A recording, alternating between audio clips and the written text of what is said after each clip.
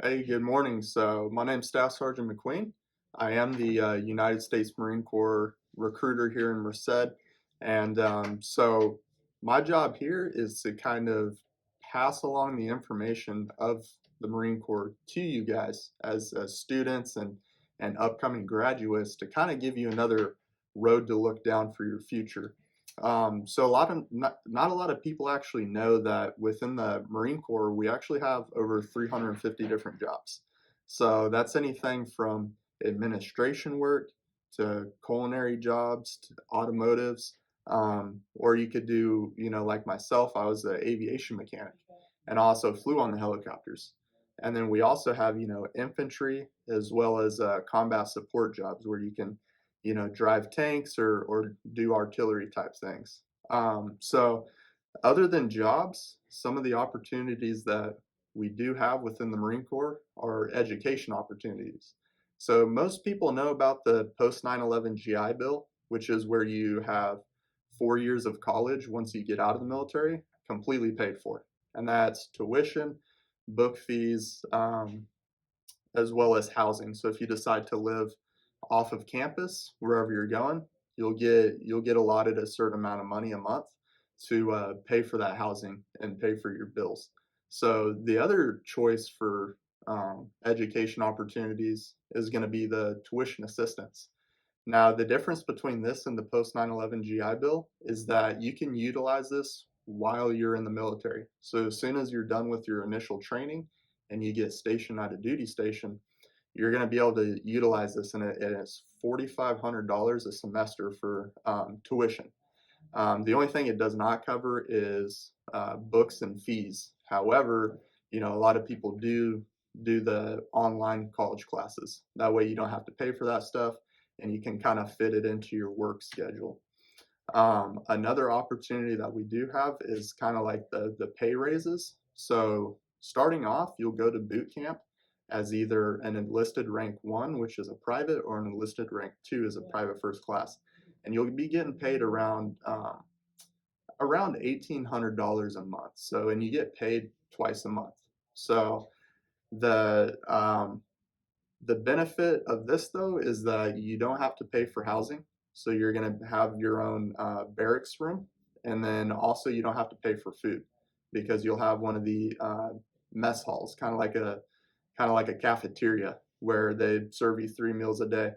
Um, the biggest thing that separates us from the other branches, however, because a lot of these things you can find, Army, Navy, Air Force, the biggest thing that separates us from the other branches is our challenge. So if you're up for a challenge and you're the type of person that, after they do something challenging, that's what really satisfies them. You're like, man, I just, that was really hard, but I just, I accomplished it and now I feel, really good about it. That's what the Marine Corps is about. Because I don't know if a lot of people know this, but we are the smallest branch. So the other branches have about anywhere from 600,000 to 900,000 people. The Marine Corps only has 180,000 people.